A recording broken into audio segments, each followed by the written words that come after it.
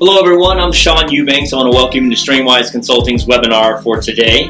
We have a special guest today, the president of Ardent, Shanel Lindsay.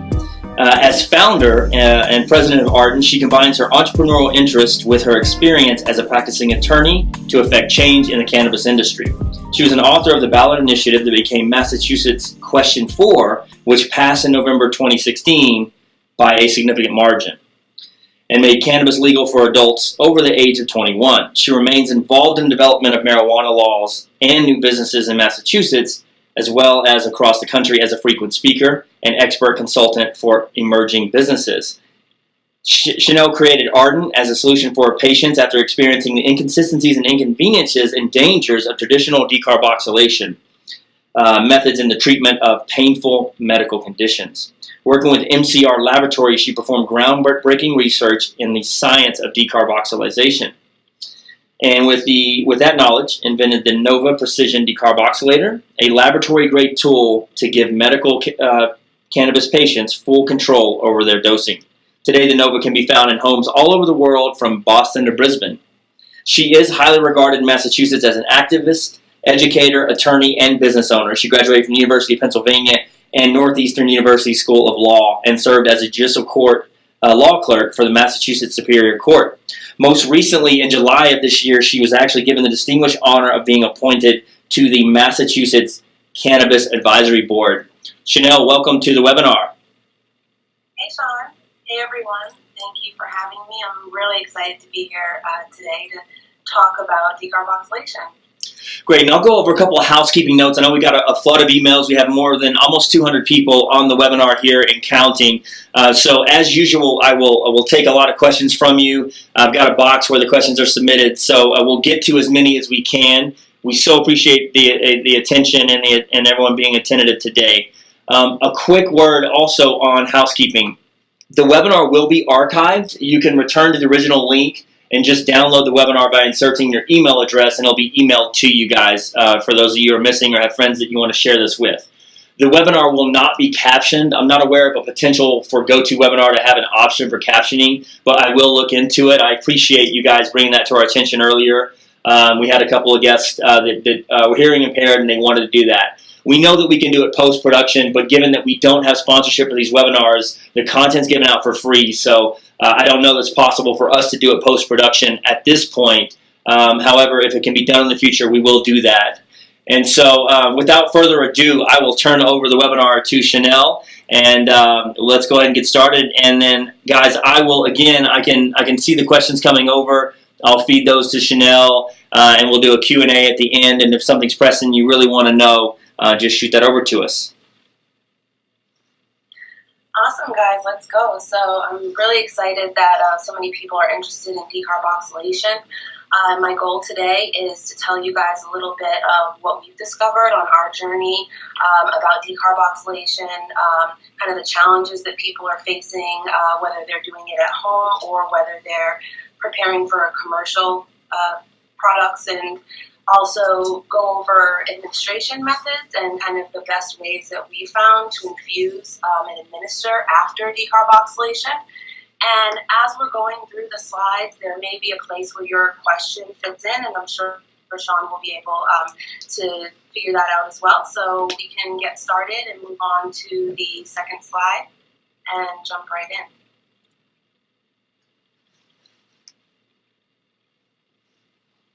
So just a background in understanding what decarboxylation is and why it's important. It's really important to understand the science behind decarboxylation. So when we're talking about decarboxylation, we're talking about converting the neutral form, the acidic form of the cannabinoid that exists in the plant to a neutral form that's bioavailable to the body. And so when we're talking about THCA and THC, there are two sides of the same coin. THCA, and I'll start by saying this because it is important, THCA can be helpful for many, many things.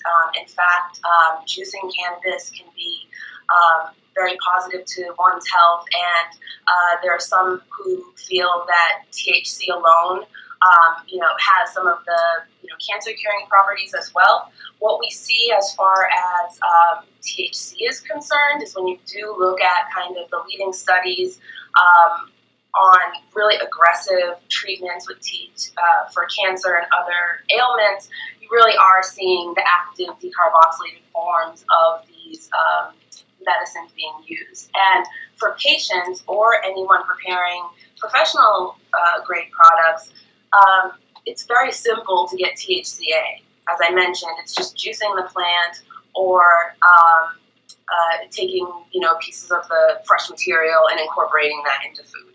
What becomes difficult is when people are trying to access THC, the active compound. It's very difficult for them to do so in an efficient way without burning off cannabinoids or without failing to convert and ending up still having THCA when what they're seeking is the THC.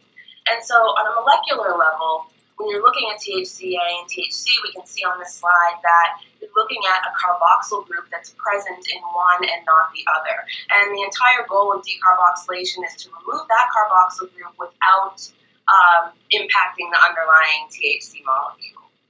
So when we're looking at decarb, the key components are the time, the temperature, and then the atmosphere, and we'll go into each of those in turn, and we can move to the next slide. Here's a visual representation of the difference between THCA and THC when you're thinking about binding with the cannabinoid receptors. Here's an example of a neuron in the brain. And when you're thinking about THCA and THC, you can really think about it as a key fitting into a lock, and THCA really not having the right shape and structure to fit in there. And again, that's why you're looking to convert and turn it into THC so that you can have that therapeutic, psychoactive effect that you're looking for. And next, please.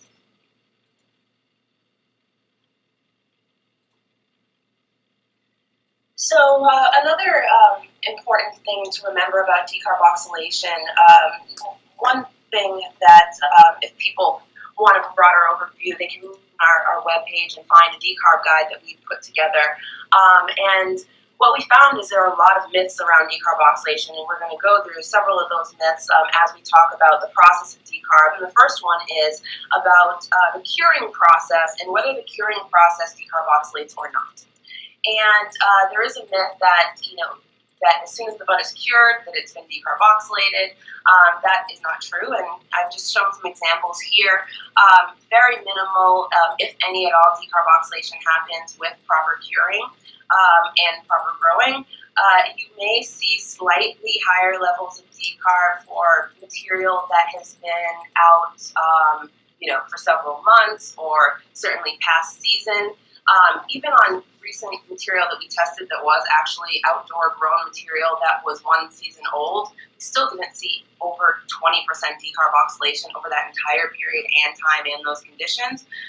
So it is important to know that decarb is required when you're making products, even where curing has taken place. And if you are seeing a product that has really significant levels of decarb happening, it has been exposed to something along the way that is beyond the kind of normal conditions, kind of best practice conditions with respect to storing the material. Next slide, please. And we talked a little bit about this already, which is our 2 goals for good decarb. So we want to make sure we're fully activating, and that's that complete conversion of THCA to THC. And during that process, though, we don't want to have any degradation or loss. And we'll see some examples of that and what that means.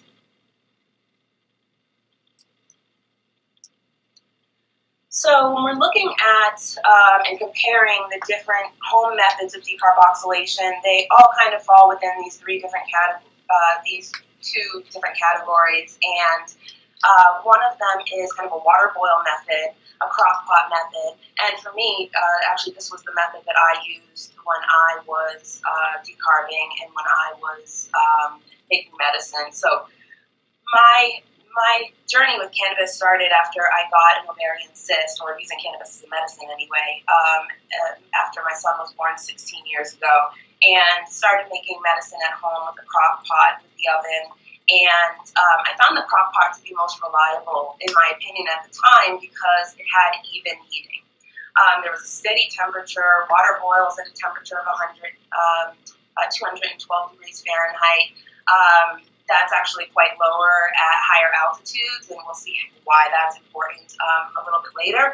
But when you're thinking about the crock pot, you are thinking about steady temperature. Unfortunately, it's not quite high enough as temperature. That's the issue there.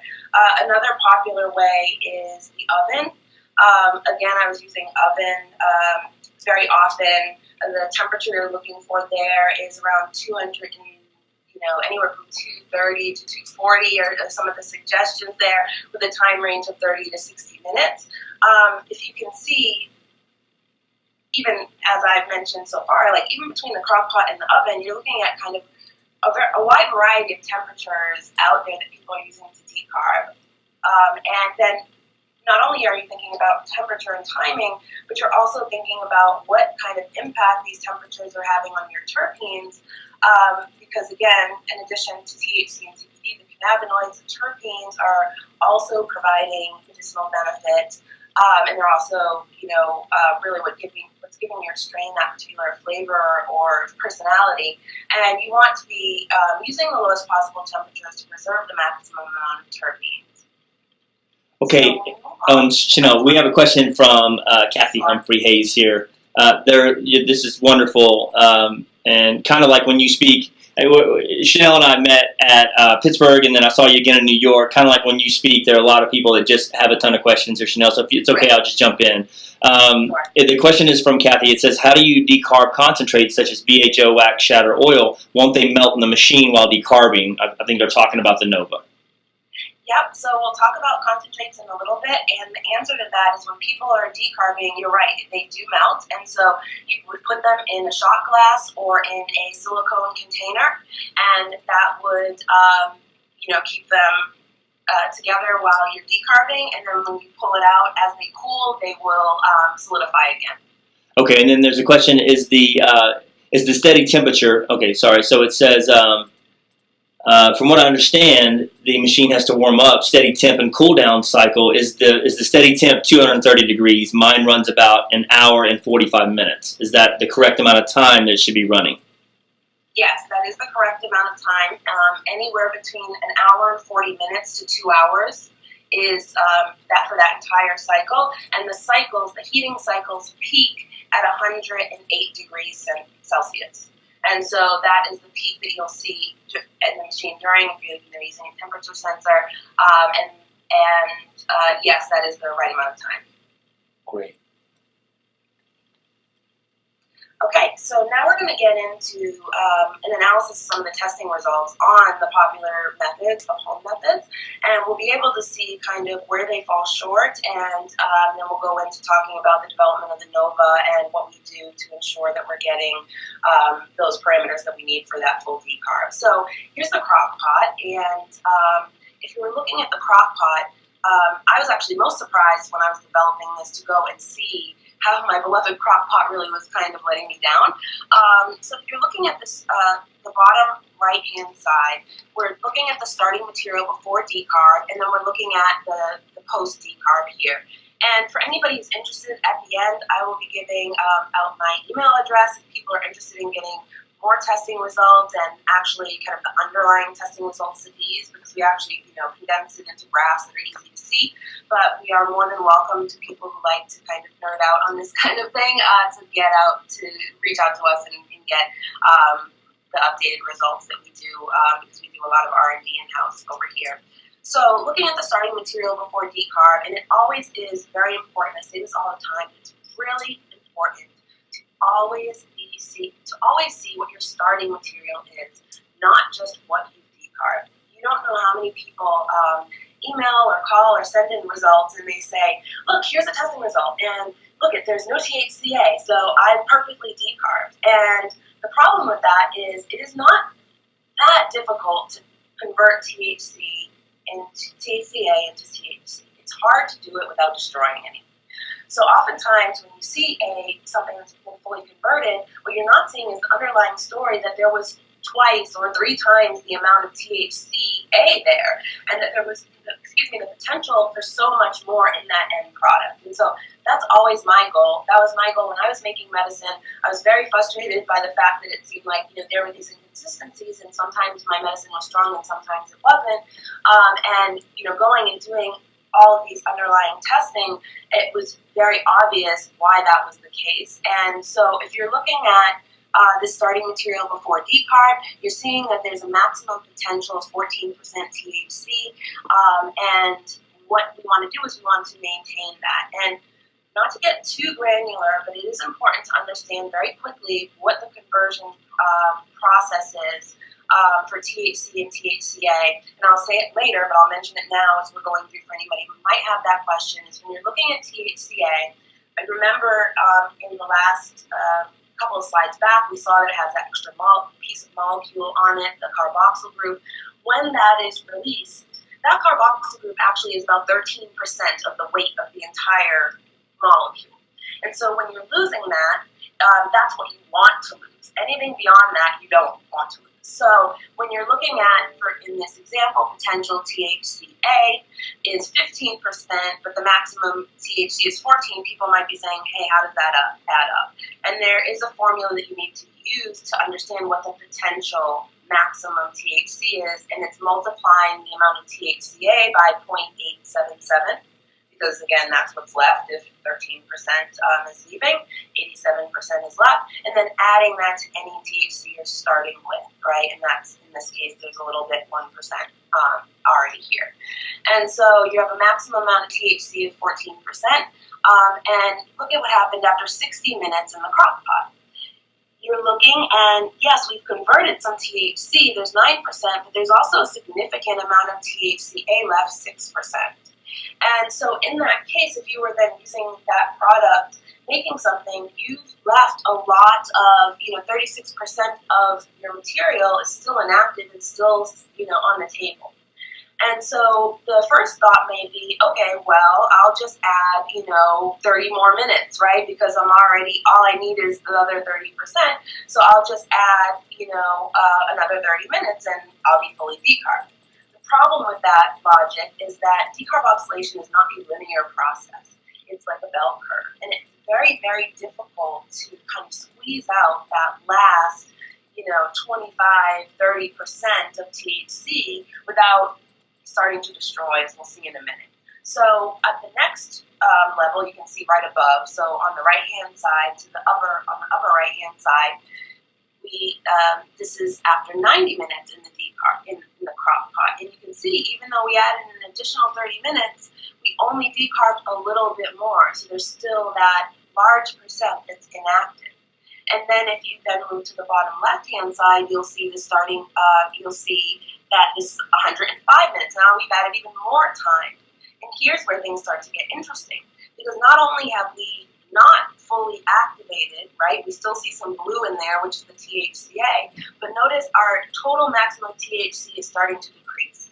So we're converting, and we're still trying hard to convert, but now we're starting to destroy. And so this is kind of where, the rubber hits the road, where you want to say, and you can see just finishing it out right on the top left-hand side, it gets worse as we increase the time. And so I think that people really need to be thoughtful about how much time they are, doing kind of extended heat to their cannabis, especially if they're thinking about long extended times on the crock pot. Sometimes I hear people, they'll ask about using it for 8 hours or 12 hours, and it's like, well, if your goal is preserving active cannabinoids, that's not what you want to do.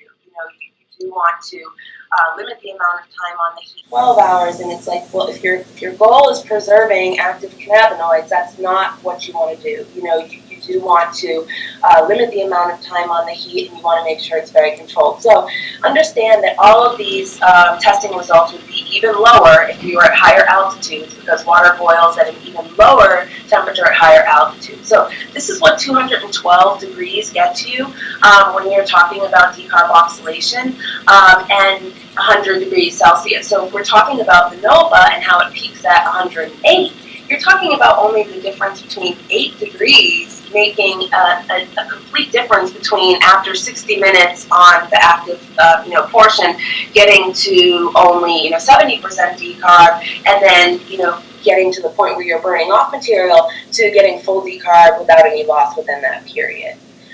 So this is the crock pot, and I'm not sure, Sean, if there are any questions about this, but if not, we can move on to talking about the oven and the toaster oven. There are. So first of all, Scott, or Josh, sorry, we can't rewind, but we can give you a recording at the end of this, and you can use the same link that you signed up with to go back and hear the recording.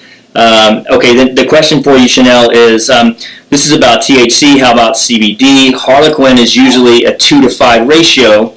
Will there be any degradation or incomplete decarb of a flower like Harlequin? Yes, so that CBD is a great question, and we will touch on CBD in a little bit, but the short answer is yes, CBD does require a different, longer time profile than THC. So what we found CBD is that it likes a higher temperature, meaning that for fast conversion, you are looking for a higher temperature, but the problem with that is higher temperatures destroying terpenes. Not only that, THC we found is very unstable compared to THC, even more unstable, right? We're talking about kind of just the difference between a couple of degrees with THC and that kind of thing. It's even worse with CBD. So what we found is if you're exposing CBD to high temperatures, you're degrading very quickly. But CBD does decarb at the same temperature as THC, it just needs a longer time frame. So if people are decarbing CBD in the NOVA, they're running it for 2 cycles to fully decarb. And the CBD is very interesting because it also is dependent on what the ratio is. So I'm very glad that we mentioned the 2 to 5 ratio, because what we found is that where CBD, in kind of the traditional THC dominant, where CBD is, 1% or 2% or even 5% of an overall 20, you're going to decarb that CBD when you decarb the THC in one cycle. They will all decarb together. It's only as you start to creep up where it's on a 1-to-1 or it's CBD dominant that you're running it for 2 cycles. And CBD is something we're actually actively working on to hone in to get, to be operating as well as we do with THC on CBD. We have many people who are using our product for CBD now that are very happy with it. And again, it's only when you're getting up into the higher, more dominant CBD that you even need to think about, running the cycle twice. Okay, excellent. Casey, I hope that answers your question there. And Casey Bird followed up with, different ratios if it's difficult. But the question Casey asked is 1 to 20 and 1 to 15. So it sounds like you answered that one. Yeah. So 1 to 20 and 1 to 15 would be fine. Actually, can you ask 1 to 15? If I get a little bit more specific information, like what's the THC and what's the CBD at that point? Okay. But that should be fine doing 1, but if she could follow up with that info, I could give a little more clarity. And then people also should be watching out, because this, like I mentioned, is something we're actively working on. So just like we came out with the Decarb Myths guide, we're following that up with a guide around infusions, because that's a huge question we get. We will touch on that in this webinar a little bit, on the best ways to infuse, and then also on the CBD puzzle and how to best address that. Yeah, and George asked along those lines are you going to be providing information on how we can test our product? Yeah, so testing the product, really does require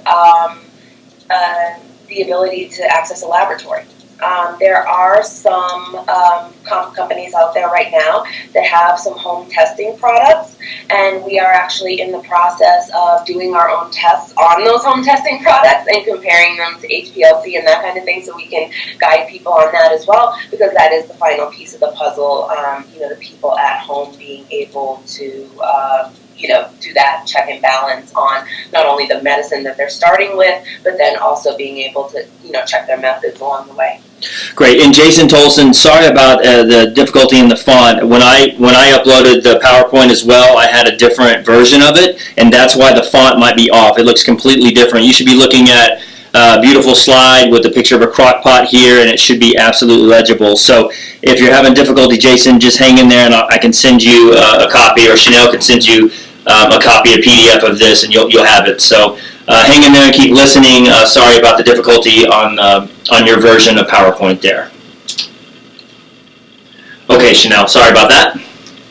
Oh, no worries. And okay, I forgot that we had these in here, but this is just what we saw before, just closer. If anybody had a problem seeing that, so we'll just take 2 seconds to run through real quick. This was, again, starting with the 60-minute crock pot decarb, and then moving on to the 90 minutes. And then if we move to the next slide, we'll see that even really, pushing that time doesn't get us in a better position about decarb. So even after 2 hours, we still have a significant amount inactive, and then we've lost the rest of it. So essentially, that 30% is lost if you're using that crock pot method.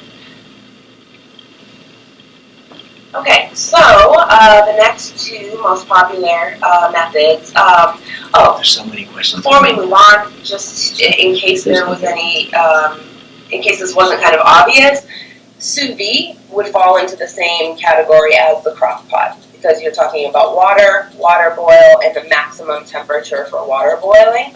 And so anything that's kind of a submersion or a sous vide would fall in that same category of the crock pot. So here is here are some of the most popular methods of heating in the oven, in the toaster oven, and where before we saw examples of failing to decarb.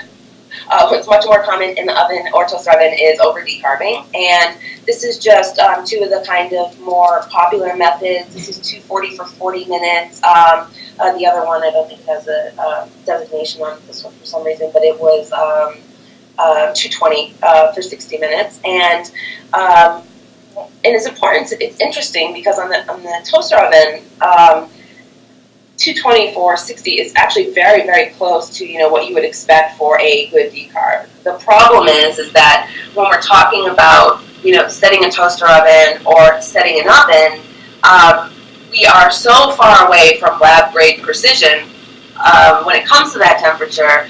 And even if you are using a temperature probe or something like that, because the construction of the heating elements when you're looking at a toaster oven or an oven are not such that would create the kind of parameters needed for the type of even permeating heating that you're looking for your cannabis material. So when you're thinking about an oven or a toaster oven, think about where the heating elements are. They're kind of above or below, and so there's always going to be a temperature fluctuation, even if you have fans and you're having some convection going on there. Remember that we talked about just the difference between 5 or 8 or 3 degrees being a real impact on the final product here. So we are really talking about a scientific exercise when we're talking about taking this molecule and doing this conversion. And so we see here in our raw plant on the left-hand side with the oven that we have the opportunity to have 18% THC. And again, that's significant. That's 180 milligrams per gram. That's always the conversion that you want to do. Look at the percentage out of 0, and that's how many milligrams that you're going to have per gram. But when it comes out of our oven, we're seeing that we only were able to maintain 12% of that. So, that's a significant loss, 120 milligrams per gram versus 180. Think about how many more items or products could have been made there. And then on the toaster oven side, you see something similar. And to be frank, we could have seen a result from this, and we often see results from the oven that still have some THC there as well. So the point is that you really need an incredible precision when it comes to timing and temperature in order to create those parameters, and not only the precision in heating, but the even heating that will permeate all of your material in a very uniform way. Yeah, Shanel, one of the things I'm getting from this webinar is that if I'm at home and I'm trying to decarb in my oven, and I'm trying to get a precise dosage, and it's medicine for me that I'm trying to achieve a certain result. I mean, there's so much inconsistency there. I might lose 6% one time, but if I miss it by a minute, or I put it on the top shelf versus the bottom, and I'm kind of experimenting, I might be way off by percentage, therefore negating the benefit of the medicine. Absolutely, and when we were doing this testing in the lab, and these things that we were doing when we were doing our testing, it really was from a level of a decade plus of experience, with me making medicine at home and us really honing in. And so the testing results that you're seeing here, even with this amount of loss, is from people who are quote unquote experts at doing this. When we, though, would see patients come through, and there were some patients that stuck out in my mind. There was a gentleman who was a tech professional. His wife was a pediatrician, and she got late onset epilepsy, and they were finding incredible success with tinctures that they were using. They got it from a caregiver. It worked really well. The second time they got it, it looked a little different, and it didn't work, and he started trying to make the medicine at home. And he came in with a tincture that he made, and there were no active cannabinoids in this tincture. He had burned off all of it. And so when you're talking about, making it foolproof for patients, or for people, or for our family members, that was really my goal when it came to Ardent, is not only obviously creating a device that would help me, right, because I wanted it to be simple and easy and not to have a smell and to be discreet, but I was really thinking about people like my aunt who has MS, or my grandmother, people who had never really used cannabis before, and how would I be able to make a solution for them so that there really would be no thinking when it came to processing the medicine, that it would really be very straightforward. And that will take us to the next slide, and I can talk to you a little bit about what we've done and how we've developed the NOVA to avoid a lot of those issues that we saw in the other slides. And so if you're looking down to the bottom left-hand corner, you can see kind of the construction of the unit, and you can see that we have a heating core that wraps around the entire unit. So unlike an oven that has kind of the heater at the top or the bottom, our heater is a silicone heater that completely encapsulates and wraps around the entire body of the device. And then what we did was we embedded a sensor on the side in the heater that controls the heater temperature, ensuring that it's never ever going over the temperature parameters that it should be. And then we also have a sensor that you can see is embedded right in the middle. It's that sensor pointing right to the center cavity of the device, and that is where your innermost material will be.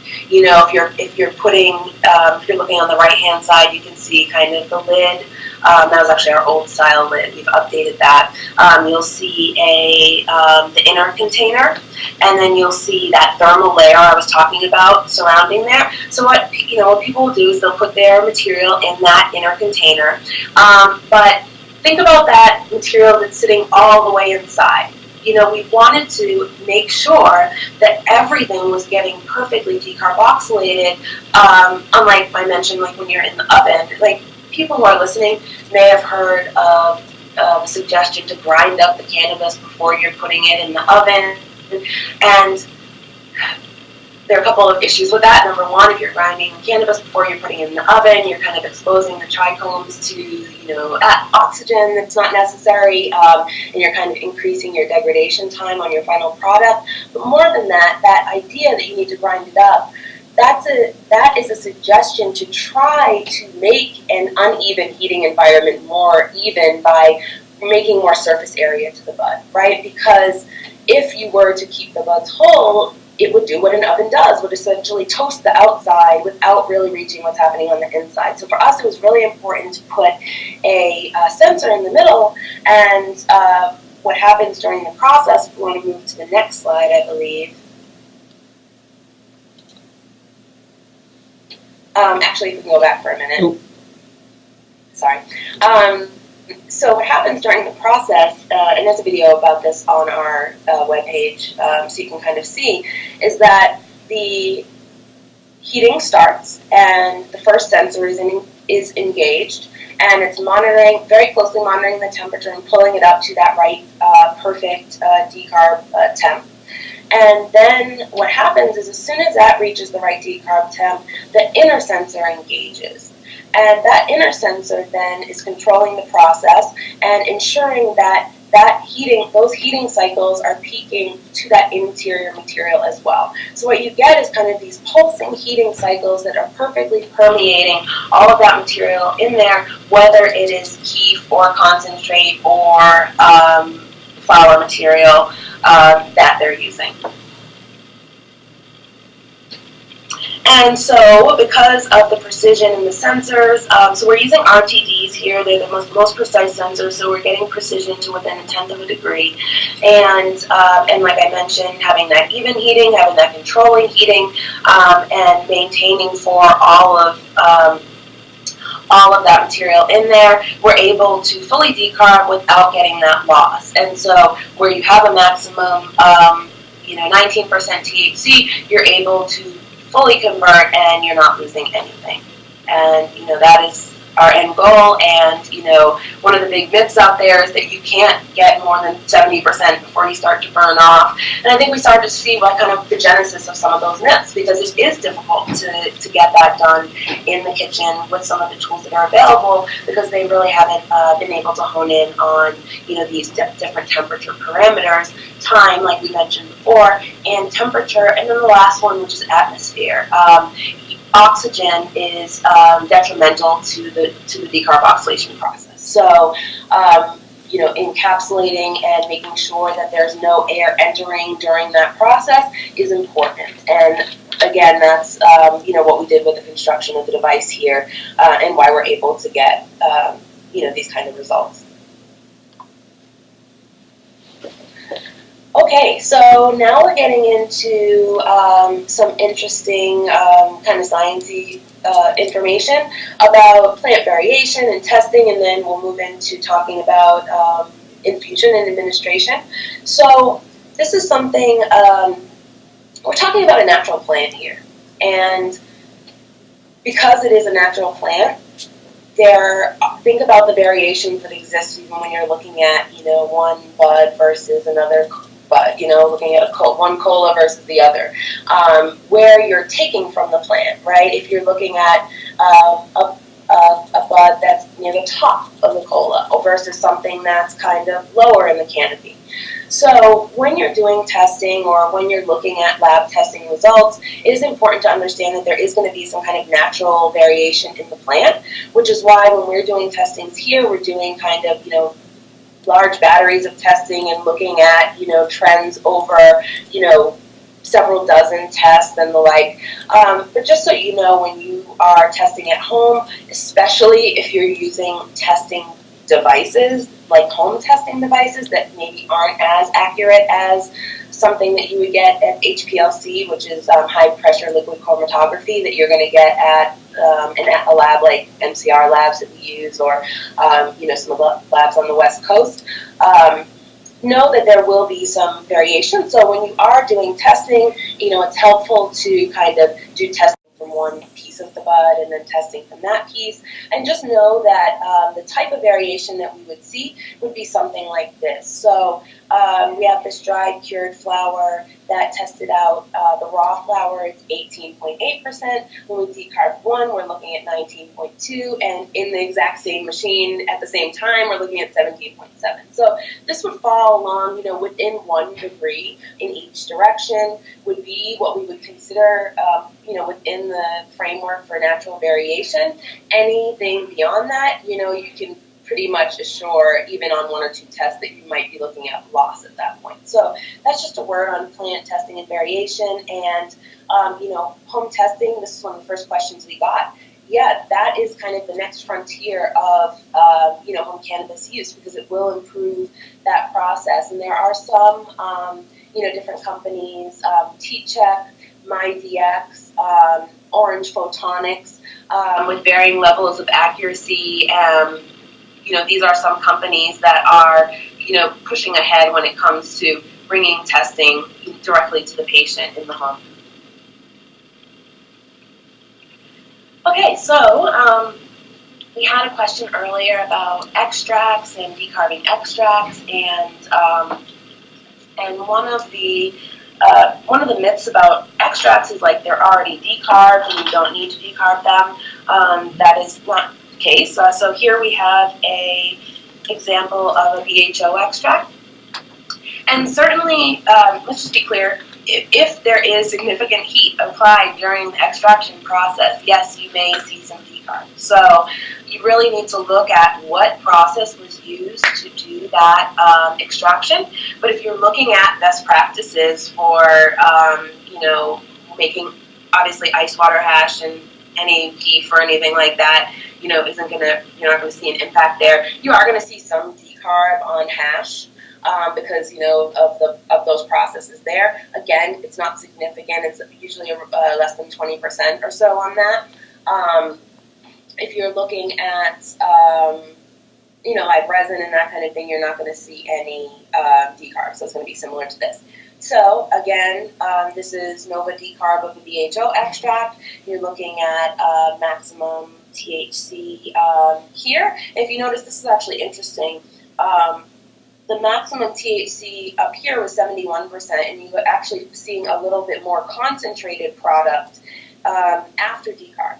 And this is a result of kind of residual solvents and plant matter evaporating during the process. And so you will see sometimes a slightly higher concentration after decarb if you have kind of additional moisture in your flower material, or if you are starting with an extract. We talked about terpenes earlier, and this seems kind of like a good point to mention. Anytime that you are introducing heat to terpenes, you are going to be impacting them. So the idea is you cannot get around impacting terpenes if you're decarbing. You just can't. The idea, though, is to use the lowest possible temperature for full decarb without loss. And that was another goal that we had with the NOVA, which is to use that lowest possible temperature. So, as I mentioned, we're higher than boiling water because you need to be, otherwise we won't get anywhere past 70% decarb. But we are lower than there were some options that we found that we could hone in on where we could decarb a little bit faster, but it would be at a higher temperature.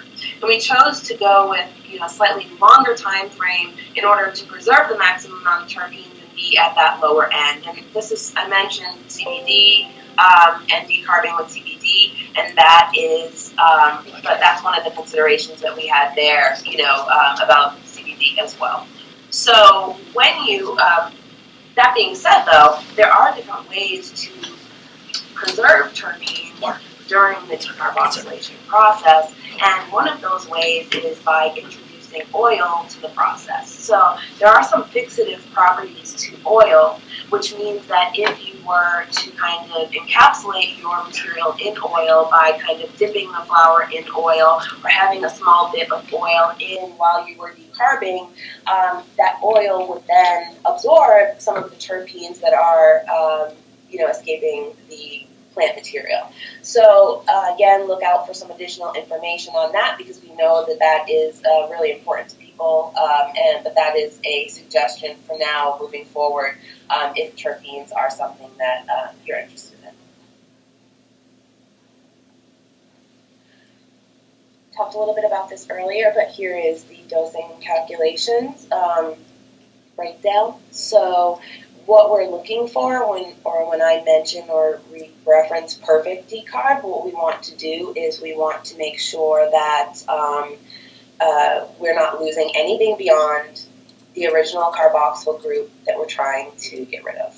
And so here's just an example of what 23% THCA means at the end of the day after perfect decarb. That's 20% THC. And if you're at a dispensary, if you get your material from a dispensary, oftentimes your dispensary will say, they'll do that calculation for you, like maximum potential THC. So just look and see, how it's being presented. And then this is the second most important calculation is how do you determine the amount of milligrams in each gram? So it's really, really simple. You just take the percentage of THC, move the decimal point one spot, and then that's how many milligrams that you have per gram. So I think people, this is something I think is really important to patients, because when people really start to think, if I hone in and make my decarb process more precise, how much more could I be getting? And the average person that uses our product reports that they're using about half the amount that they used before. I ran into a woman, or actually a woman followed up with me through email. I met her originally when I was presenting, like Sean mentioned, in New York, and she runs a cannabis culinary company, and she has these different dinners for people. And she mentioned how her process was taking her like 3.5 hours to do the prep for the cannabis. She was using this kind of multi-step process to make the butter. She was using about 14 grams to feed the 10 people, or to feed the 20 people. And I would love to follow up with anybody who does this kind of thing afterwards, and kind of share the instructions that I gave her for her. But we really streamlined her process, and what was taking her 3 hours to prepare. And really at the end of the day, for businesses, because I know that part of this is, consulting and helping businesses grow, and I love when we can help businesses grow, because we do have a lot of professional edibles makers that use our products. Leisure Life is one in particular. They make medicated popcorn and pre-rolls, and they decarb all of their, keef and hash in the decarboxylator, and it just, really streamlines production for them. But this young lady, she was telling me that she was limited in the number of dinners that she could do because of how much prep time and how long it's taking. And I gave her some suggestions, which were to activate and then immediately infuse into her food, and told her that she could probably use about half the amount that she was using. And she just followed up with me last week and said that now she has gone from using 14 grams to feed that 20 people to 3.5 grams to feeding for the same dinners that she was doing. And I was really blown away with kind of that efficiency that she was able to gain by just, not only that, but the time that she saved, and the ability to make more of these dinners. So let's slide on and talk a little bit more about kind of the next steps, like what happens after decarb, and what some of the different processes and roles, what are the different components of some of these processes. So, well, and Shanel, I'm sorry if I interrupt real quick. I just want to go back. It's tremendous that what you just brought up, and I hope it's not lost on our audience, the amount of savings, right? So the percentage difference, if you're just a consumer, obviously you have the business side, and if you're cooking for multiple guests, etc., there's a tremendous amount of savings. But just the everyday person, you have a small investment for the NOVA, and then you're capturing that percentage. So multiply your milligrams there versus the cost of your local dispensary, and the efficiency you get there. So it'd be interesting how quickly you get your money back if you're using the NOVA. So I just wanted to make that point. Yeah, thanks, Sean. And when we say if you're using the device, I mean, it's $210 for the device, and we have a nice coupon we'll give to the listening audience at the end of this.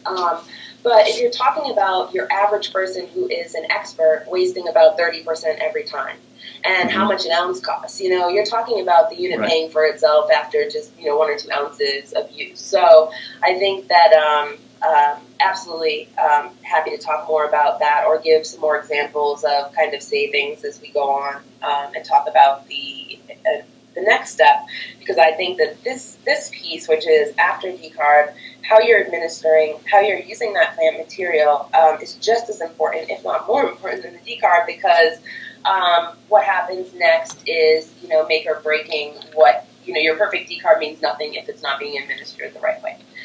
So one of the big myths about cannabis consumption is that you have to infuse, and that you have to infuse in fats and oils, and there's a lot of confusion about infusion versus decarboxylation and how that works. And to clear things up, decarb, like we talked about, we've been talking about for almost an hour now, is that process, that fundamental process of activating these cannabinoids for use. Then next comes, if you want to infuse, that's great. The infusion process really involves, how do I take those active cannabinoids, how do I take that THC and CBD and move them from that plant material into another medium without loss, right? We're always trying to avoid loss.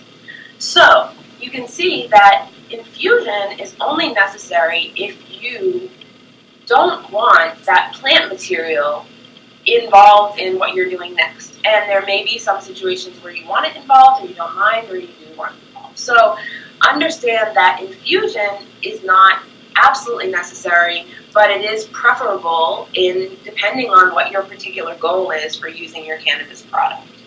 Okay? But that's not to be, so it's infusion into a fat and oil isn't necessary in order to administer cannabis, but it can be useful if you want it. But also, if you don't want to infuse, adding fat or alcohol to your cannabis while you're administering it can help with the absorption. So alcohols, fats, lipids, lecithin, there are lots of different products and solvents or excipients, I call them, that will help with the absorption in the bloodstream, or will help with the topical absorption, or will help with the sublingual absorption. That being the case, don't feel like you need to extract if you don't want to. It's much easier for a lot of people just to take their material that they decarbed, mix it with a butter or an oil or a alcohol, and then directly administer. And when you're thinking about on our last slide, thinking about flour for a minute, on our last slide, the previous slide, so if we're looking down there at 180 milligrams per gram, and you're thinking about an average person needing 20 milligrams, you're really looking at, 0.1 gram. So when you're talking about introducing, 0.1, 0.2 grams of flour material into an entire meal, you can see how it really is like putting oregano or pepper or some kind of spice in there. And if you're doing that, you're really not tasting it either. So a lot of our customers, and it's interesting, I notice a lot of women. There's a lot of women I notice who are kind of new to cannabis. They'll just take some material and they'll kind of mix it in with some baby bell cheese or a little bit of applesauce and coconut oil, and just eat it. And in that sense, you are really you're ensuring in that situation that you are having no loss. Because understand that when you're moving into infusion, you're going to encounter some loss.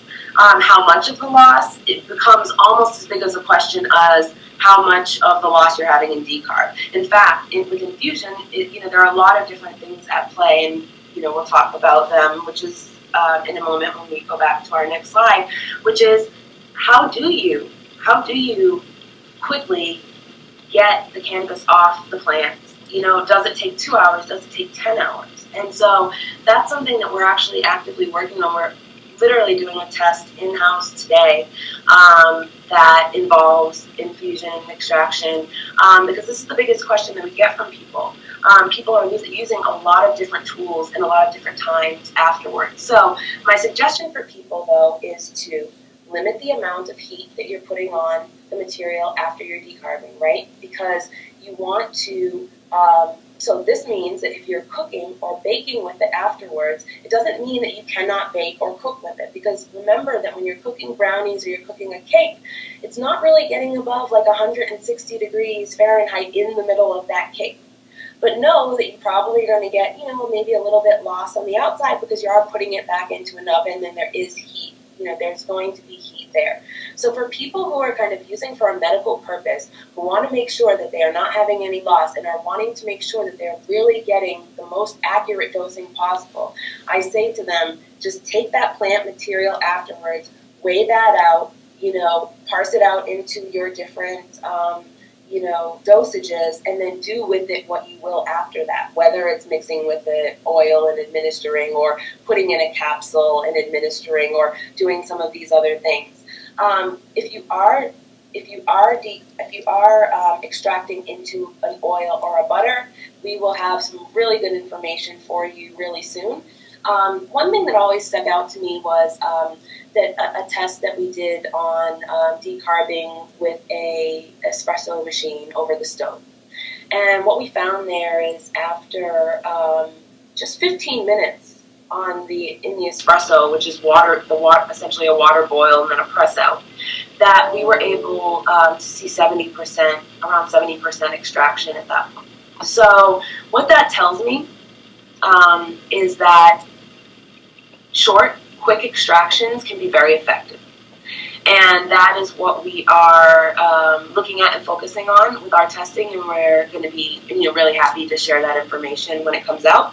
But we know that in the meantime, taking some material and just adding your favorite coconut oil or alcohol to it is the best way to avoid any kind of loss in that secondary administration process. And if we move to the next slide,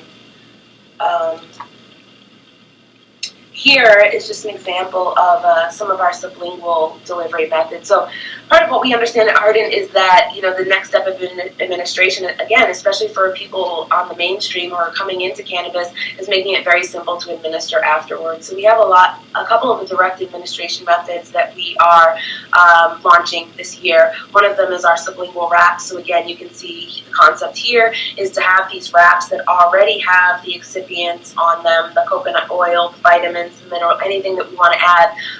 You place the cannabis inside and stick it under your tongue. Sublingual is an amazing way to go. And again, if you have your decarboxylator right now and wanted to try this out sublingually, you can absolutely just put a piece of the activated material underneath your tongue. Again, add a little coconut oil. That will help with that absorption. Really making it simple for people to have different kinds of formulations so that they can pair that with their cannabis. And if we move to the next slide, these capsules, these are actually launching next month. These are similar to the sublingual wraps. These capsules are already filled on one side. So these are our Awake formula. This is a B12 and caffeine and MCT. So this is going to be a great pair with a sativa to really give you that kind of energy during the day. We have about 15 different formulations, everything from immune health to supporting productivity and all of the kind of different things that people want. And the idea is to make cannabis, part of an overall health and wellness regimen and make it very simple for anybody to access the medicine.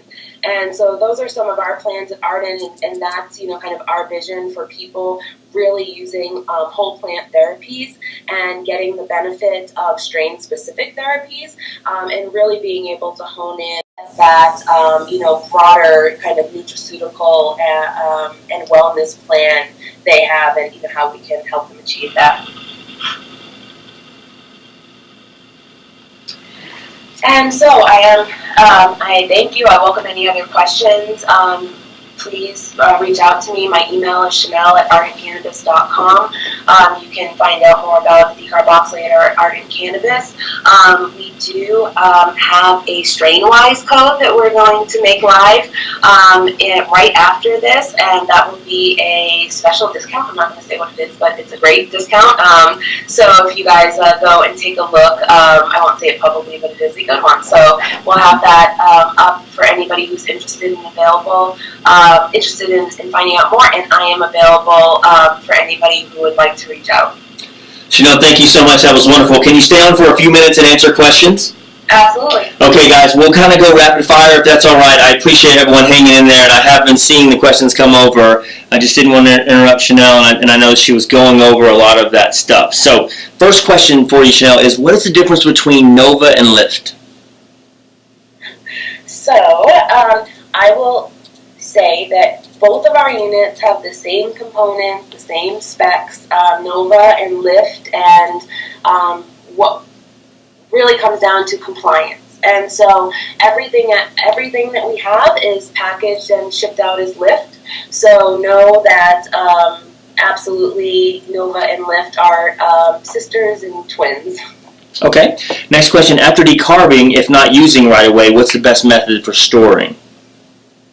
So you want to store it in a cool place. You want to store it in a place without light. And we actually are doing some longevity tests. So we have found that storing in a cool place with no light, we've done tests at about a week out at this point and not seen any degradation. So we'll be doing some longer testing, but I know that for me, I always decarbing with a precision device that's as simple as just pressing it. You know, I decarb twice a week about, and then but you know, I know some people that kind of decarb every day. So my suggestion to people is always to kind of use it within a week, which is why we did the first longevity testing at a week. So I'm still comfortable saying, you know, you're good at about a week out, and we'll give you more information about, you know, what happens after that. Great. And Dan White wanted you to discuss if you want to add anything to your presentation, Shanel, but it says please discuss shatter and BHO decarb. Anything you want to add to that? Yeah, so I showed some of the testing for shatter. It's really the same situation for shatter, wax, BHO, like rosin chips, you know what I mean? Know that when you're doing rosin and you're doing the press with rosin, that heat is not long enough or hot enough to fully decarb in any respect. So rosin chips, I think are, you know, only about 15% decarbed or so. So anything like that you can use in the machine, as I mentioned, for easy cleanup. Putting those kind of things in parchment paper, or you know, you can kind of you know, make a little sack with the parchment paper and put it in there. You have to be careful with that though, because it can know that it will bubble up during the process. So whatever you're putting it in, make sure that it's large enough to accept any kind of overflow or bubbles that may happen during the process. So you don't want to put it in a really tiny little holder. Also, be very careful. You can use a silicone holder, but make sure it's actually real silicone, because some of the little dab containers, they're really made out of plastic, so you don't want to use those. And but using a shot glass or any kind of thin glass container that would fit in there, or the silicone container is the easiest way, because again, you can just pull it out. The silicone's easiest because you pull it out, throw it in the freezer, and it gets hard, and you can just peel it off just like, you know, you would when you're using it otherwise.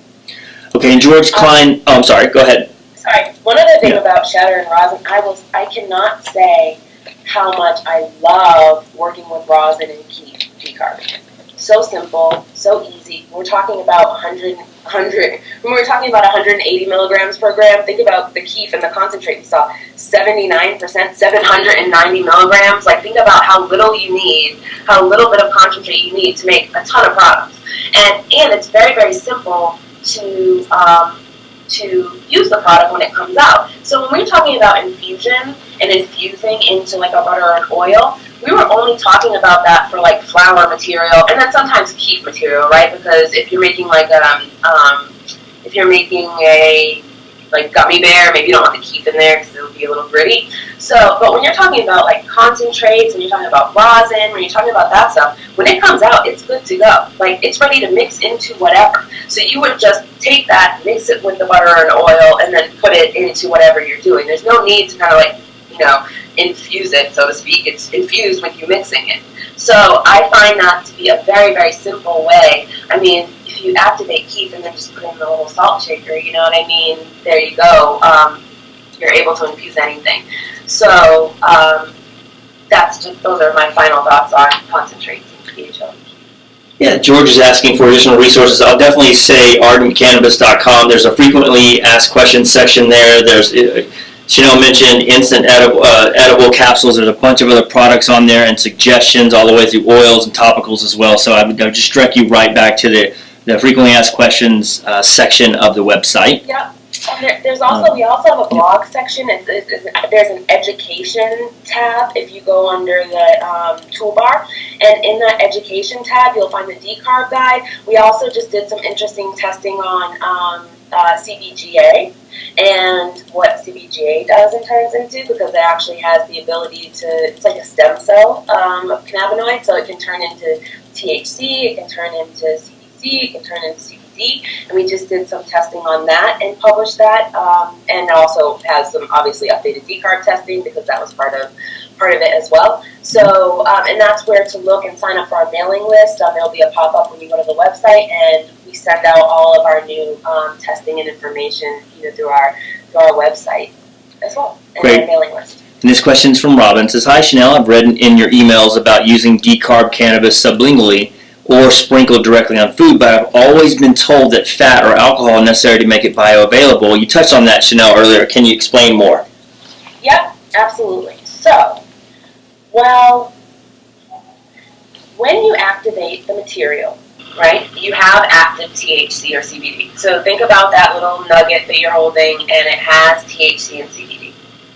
Now, all you need to do to get that into your system is introduce that to a mucous membrane, okay? Whether that's underneath your tongue, whether that's in your nose, whether that's your lungs. Think about when you're smoking. There's no oil or anything involved in that, right? It's the THC is going up into the smoke, which is then going into your lungs, which is then touching your mucous membranes in your lungs and going into your body. So, no, alcohol or oil is not necessary. Is it helpful? Absolutely. Absolutely, absolutely. What you want to do is it helps to take that THC and help it complete the journey from the environment on the material onto your mucous membrane. That's why things like lecithin and MCT can be helpful, because they help and make that THC, more water soluble. It moves through your, through your saliva better and into your mucous membrane. So that's why I suggest to people that if they are using directly and infusing or using sublingually, that they're using it in conjunction with a coconut oil or a flaxseed oil or an emu oil if you're using topically. And that's why when we were developing our capsules, the base on all of our capsules includes MCT, lecithin, and the like, to help aid in that absorption. Yeah, the absorption is tremendous, and I've learned personally, and you talk to people across the country, that cannabis affects them differently, sublingually, through the metabolism, if they're having it as an edible. I mean, I encourage people for the medicinal side to try that and figure out what works with them, but also give credit to delivery device. If it's used with coconut oil or it's in a butter, understand that totality of it affects how it affects you. Yeah, absolutely. And then it also comes down to the ways that you're using it. Do you want really, really high doses, but you don't want, that really intoxicated feeling? Well, maybe you need to be looking at a suppository or something like that is kind of going around some of those, liver methods. And so there's different, it's about all of these different pieces, right? The activation, and then the secondary administration, and then the pathway that you're using into your body. But one of the things that I'm finding with people is that second piece, and I think that was such an excellent question, because it really is something that's ingrained in people's minds, which is you need that oil or alcohol, and when you understand that the need is to amplify the experience rather than needing to get it off of the plant, you know what I mean? Then you can realize that you don't have to extract. And because, trust me, that extraction process, it is fraught with lots of different challenges, just like decarb is, and that's something similar to decarb. I really haven't seen a lot of really good information when it comes down to what are the right time and temperatures and parameters for the best extraction. And that's what we're working on, because frankly, so many of our customers are asking for it. And if our goal is to, make sure that people are having the best access, we want to make sure that we're giving the best advice when it comes to that. Okay, next question. After I decarb, can I put the bud in a coffee grinder to basically turn it into dust to fill the capsule? Yes, you can. You can do that. Know that if you are grinding it and putting it in there, some of that active material is going to be, ground off. So what I would suggest is, it may be a little more tedious, but just taking little bits off of the bud and putting it in the capsule that way without doing the grinding. But it's not worst case scenario if you're grinding, but do understand that, that process is going to, leave some residue on whatever you're using to grind. Next question is probably a Colorado question. Will Ardent work with both high and low altitude?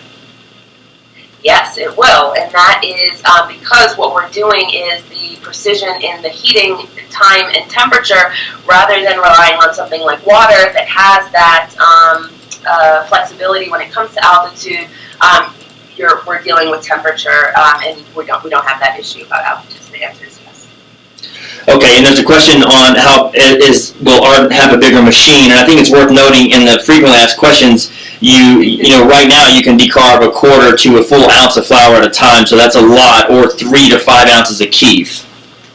Yes, and so, but this is probably one of the, other than how to infuse, it's the most frequently asked question, which is when are we making a bigger model, and we are working on a larger version, and I would love you to ask that attendee, what size would you like, 1 pound or 10 pounds? Right, absolutely. Chris, so let us know. That was Chris Gruber chiming in there. Thank you for the question. Okay, next one. What is the difference between a difference in decarbing cured versus uncured bud? Yep, so we touched on this a little bit at the beginning of the session, and curing does not decarboxylate. It does not lead to curing under the right conditions does not lead to significant decarboxylation.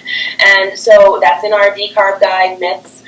You can also see it in the earlier part of this presentation.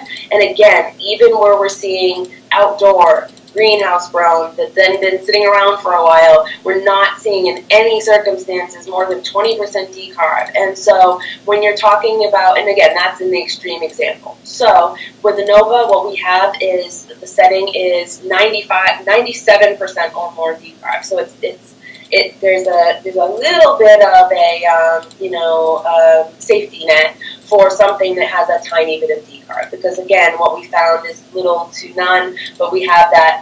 So again, if you're talking about something that has been around, sitting around for a while, we've done testing on that too, and you're seeing a little bit of loss, maybe about 2 percentage points, but again, nothing significant.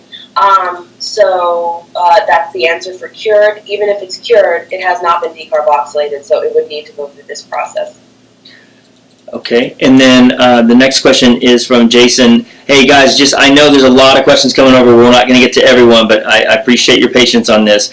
Next question is, when will the wraps be available and what's the cost? Oh man, we're working on those now. I never knew how difficult it would be to, get a company off the ground and develop a product and then go and scale that product. And so we are working actively on the wraps and the capsules. The capsules will definitely be ready first because we're almost ready to launch those. And then we're hoping that the wraps will be available, sometime before the holiday season. And we're getting geared up for kind of some cool holiday packs and that kind of thing for people. Great. And then these questions are actually coming over so fast. They're scrolling through quickly. I think it was okay. There it is. The CBD. Any plans to make a dual mode NOVA that has settings for THC and CBD? Absolutely, and that is what we will. That's exactly where we'll be heading after we hone in and really have the CBD all figured out. And that's why we tell people until then, you can decarb twice, but absolutely, the next version of the NOVA, which will probably be, sometime in 2018, will have, a specific CBD setting. Okay, next question from George. Is it okay to put a shot glass with a shatter in the machine? Absolutely. Okay. And from Christine, what temperature do you recommend to extract into coconut oil, and for how long using the double boiler? I would say about 20 minutes max on the double boiler with the coconut oil stirring. One thing you have to know about, this is a good question. One thing when you're thinking about extracting and pulling that THC off of that plant material, there's a couple ways you can do it. Heat. What you want to do is you want to just move those molecules. Heat makes molecules move faster, which is why people use heat. But you don't really need heat. Stirring works really well too, especially with alcohol. A quick shake with alcohol, over a couple of minutes is going to extract a lot of cannabinoids. And same thing with like stirring or whisking. So my suggestion would be over the double boiler for about 20 minutes with some good, strong whisking. You're minimizing the time on the heat. You're going to get a lot of those cannabinoids out in there. You also have to know that it's like osmosis, right? There's a certain point of saturation for the THC. So the more coconut oil you use with the material, the faster that those cannabinoids are going to come out. There's going to be a certain, meaning you can understand if you put in, 2 ounces of coconut oil and 5 grams, essentially there's going to be nowhere for that THC to kind of move. So if you want to have the extraction move faster, you're going to use more of your solvent. Again, though, that's going to leave you with a weaker solution. So there's kind of a balance there. And know that this is right on our radar screen of giving out more information. So if you're interested in seeing our, lab results on these processes, please do sign up for our mailing list on the website, because that's where we push out our information first. Okay, two more final questions here. The first one, do you recommend decarbing Rick Simpson oil? Yes. So you have to look at when you're making your. It all depends. Some processes for Rick Simpson oil already use the heat in there. So again, they're going to be, my suggestion is if you're making full extract oil, do it with a low or no heat process and then activate afterwards, because then you're up for kind of some cool holiday packs and that kind of thing for people. Great. And then these questions are actually coming over so fast. They're scrolling through quickly. I think it was okay. There it is. The CBD. Any plans to make a dual mode NOVA that has settings for THC and CBD? Absolutely, and that is what we will. That's exactly where we'll be heading after we hone in and really have the CBD all figured out. And that's why we tell people until then, you can decarb twice, but absolutely, the next version of the NOVA, which will probably be, sometime in 2018, will have, a specific CBD setting. Okay, next question from George. Is it okay to put a shot glass with a shatter in the machine? Absolutely. Okay. And from Christine, what temperature do you recommend to extract into coconut oil, and for how long using the double boiler? I would say about 20 minutes max on the double boiler with the coconut oil stirring. One thing you have to know about, this is a good question. One thing when you're thinking about extracting and pulling that THC off of that plant material, there's a couple ways you can do it. Heat. What you want to do is you want to just move those molecules. Heat makes molecules move faster, which is why people use heat. But you don't really need heat. Stirring works really well too, especially with alcohol. A quick shake with alcohol, over a couple of minutes is going to extract a lot of cannabinoids. And same thing with like stirring or whisking. So my suggestion would be over the double boiler for about 20 minutes with some good, strong whisking. You're minimizing the time on the heat. You're going to get a lot of those cannabinoids out in there. You also have to know that it's like osmosis, right? There's a certain point of saturation for the THC. So the more coconut oil you use with the material, the faster that those cannabinoids are going to come out. there's going to be a certain, meaning you can understand if you put in, 2 ounces of coconut oil and 5 grams, essentially there's going to be nowhere for that THC to kind of move. So if you want to have the extraction move faster, you're going to use more of your solvent. Again, though, that's going to leave you with a weaker solution. So there's kind of a balance there. And know that this is right on our radar screen of giving out more information. So if you're interested in seeing our, lab results on these processes, please do sign up for our mailing list on the website, because that's where we push out our information first. Okay, two more final questions here. The first one, do you recommend decarbing Rick Simpson oil? Yes, so you have to look at when you're making your, it all depends. Some processes for Rick Simpson oil already use the heat in there. So again, they're going to be, my suggestion is if you're making full extract oil, do it with a low or no heat process and then activate afterwards, because then you're having more control and not losing anything in the process. If you're doing your FICO and you are putting a lot of heat on it, that's going to be an issue. Also, my suggestion for people who are looking for Rick Simpson oil, because it can be quite expensive to make that oil, is start activating keef and concentrate and use that. Look at what's the percentage of FICO, 70, 80%. You can get that with, we saw some testing results with some, with concentrate. You can get that with rosin. You can get that with keef. If you eat, maybe it takes twice as much keef. But think about the how much you're looking for and the types of material available to you. You may find it a more economical solution than going through the process of making FICO. Last question from Mary Beth is, are you suggesting that if I buy a tincture from a dispensary, that the tincture should be decarboxylated? Nope, you need to check with that dispensary, because it all depends on whether the dispensary decarbed it or not. Most times, if you're seeing a tincture on a dispensary shelf, it has been activated at that point. You just ask the dispensary staff, is this an active tincture? If it is, if it isn't, then you would decarb. And we do not suggest putting alcohol in the decarboxylator. So you can put a concentrate that has been extracted with alcohol when it's fully purged. But we do not suggest putting, we say do not put alcohol in the machine, a full tincture. What you want to do is you want to activate your material, and then you want to make a tincture afterwards with that material. Right, so maybe they buy the NOVA and then they don't have to go to the dispensary again. Or they go to the dispensary and they get their material. Get the flour, exactly, absolutely. Well, Shanel, they can use the flour that they want. Well, thank you so much for being on. Everyone, thank you so much for your questions. I know we didn't get to everyone. A tremendous audience today and so much great information. Shanel, thank you so much for being on the webinar today. Thank you guys so much, and I'll be looking out for emails from people that have other questions too. Hope you guys have a great day. All right. Have a great day, everybody. We'll see you next week.